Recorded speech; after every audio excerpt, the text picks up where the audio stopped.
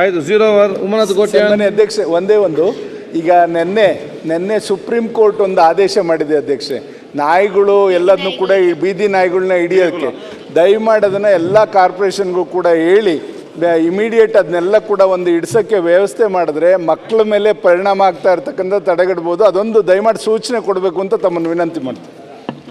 ಉಮ್ಮನತ್ Kotian. Supreme court ಮೂರು ನಗರಕ್ಕೆ ಮಾತಾಡಿದೆ. It should be extended to all over the country. ಯಾಕಂದರೆ ಕಳೆದ 6 ತಿಂಗಳಲ್ಲೇ 18,000 ಡಾಗ್ ಬೈಟ್ಸ್ ಬೆಂಗಳೂರಿನಲ್ಲಾಗಿದೆ. 18 ಜನಕ್ಕೆ ರೈಬಿಸ್ ಬಂದಿದೆ. ಅದಕ್ಕೆ it should become applicable even in Bangalore, Mangaluru, Mysuru ಎಲ್ಲ ಕಡೆ ಬರೋಂಗೆ ಮಾಡಬೇಕು ಅಂತ. ವಿಧಾನಸೌಧ ಆಲ್ಸೋ. ಆಯ್ತು ಆಯ್ತು. ಅಲ್ಲ ಅಧ್ಯಕ್ಷರೇ, 2 ಲಕ್ಷ ಆಯ್ತು ಅಧ್ಯಕ್ಷರೇ, ರಿಪೋರ್ಟೆಡ್ 2 ಲಕ್ಷ ನಾಯಿ ಕಡಿತ ಆಗಿದೆ. 2 ಲಕ್ಷ ಆಯ್ತು. ಹಾಗಾಗಿ ಅಲ್ಲ, ಇದು ಬಹಳ ಸೀರಿಯಸ್ ಮ್ಯಾಟರ್ ಆಗಿದೆ. ಅದಕ್ಕೆ ಯಾರೇ ಪೂರಕವಾಗಿ ನಾಯಿಗಳ ಏನು ಆಯ್ತು ಪ್ರೇಮಿಗಳಿದಾರೋ ಅವ್ರ ಮನೆಗಳು ಕೊಡೋಣ. ಇಲ್ಲಿ ಬೀದಿಗಳಲ್ಲಿ ಚರ್ಚೆ ಅಲ್ಲ, ದಯವಿಟ್ಟು ಇದು ಸೀರಿಯಸ್ ಮ್ಯಾಟ್ರು. ಯಾಕೆಂದ್ರೆ ಮುಖ್ಯಮಂತ್ರಿಗಳು ತಮ್ಮ ಟ್ವೀಟಲ್ಲಿ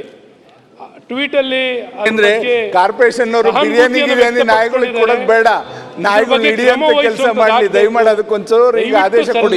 ಆಯ್ತು ಹೇಳಿದ್ರಲ್ಲ, ಇದು ಕಡಿವಾಣ ಹಾಕ್ಲಿಕ್ಕೆ ಸುಪ್ರೀಂ ಕೋರ್ಟ್ ಜಡ್ಜ್ಮೆಂಟ್ ಪ್ರಕಾರವಾಗಿ ಕರ್ನಾಟಕ ರಾಜ್ಯದಲ್ಲೂ ಅನುಷ್ಠಾನ ಮಾಡ್ಲಿ ಅಂತ ಕೇಳ್ಕೊತೀವಿ ಸರ್. ಅದಕ್ಕೆ ಸುಪ್ರೀಂ ಕೋರ್ಟ್ ಬರ್ಬೇಕಿತ್ತಲ್ಲ ಅಂತ ಆಲೋಚನೆ ಮಾಡೋದು ಈಗ ಸರ್. ಅದಕ್ಕೆ ಪೂರಕವಾಗಿ ನಮ್ಮ ಶಾಸಕರ ಭವನ ಇದೆಲ್ಲ, ಶಾಸಕರ ಭವನದ ಹೊರಗೆ ಬರಲಿಕ್ಕೆ ಗೊತ್ತಿಲ್ಲ, ಬಾಗಿಲು ತೆಗೆದು ಅದರಲ್ಲಿ ಮ್ಯಾಟ್ ಆಗಿದೆಲ್ಲ, ಮ್ಯಾಟಲ್ಲಿ ಮಲ ವಿಸರ್ಜನೆ ಮಾಡಿ ಹೋಗ್ತದೆ, ಹೊರಗೆ ಬರಲಿಕ್ಕೆ ಆಗೋದಲ್ಲ. ಅದು ಶಾಸಕರ ಭವನಕ್ಕೆ ದಯವಿಟ್ಟು ತಾವು ಒಂದು ಗಮನ ಹರಿಸಬೇಕು, ಇದರ ಬಗ್ಗೆ ಒಂದು ಅಲ್ಲಿ ಹೇಳಿ. ನೋಡಿ, ನಮ್ಮ ಪರಿಸ್ಥಿತಿ ಏನಾಗಿದೆ, ಅದು ತಮ್ಮ ಶಾಸಕರು ಇರ್ಲಿ ಅಂತ ಹೇಳುದು, ಶಾಸಕರ ಭವನ ತಮ್ಮ ವ್ಯಾಪ್ತಿಗೆ ಬರುತ್ತೆ. ಸನ್ಮಾನ್ಯ ಅಧ್ಯಕ್ಷರ, ಸರ್ ಮಾತಾಡಿ. ತಮ್ಮ ವ್ಯಾಪ್ತಿಗೆ ಬರುತ್ತೆ ಶಾಸಕರ ಭವನ, ದಯವಿಟ್ಟು ಸನ್ಮಾನ್ಯ ಏನ್ ಮಾಡ್ಬೇಕೀಗ? ನಾಯಿಗಳು ಬರ್ದಂಗೆ ಒಂದು ಸ್ವಲ್ಪ ಇದು ಮಾಡಿಸಿ, ಅಲ್ಲಿ ಬೇಕಾ ಬೇಡವಾ?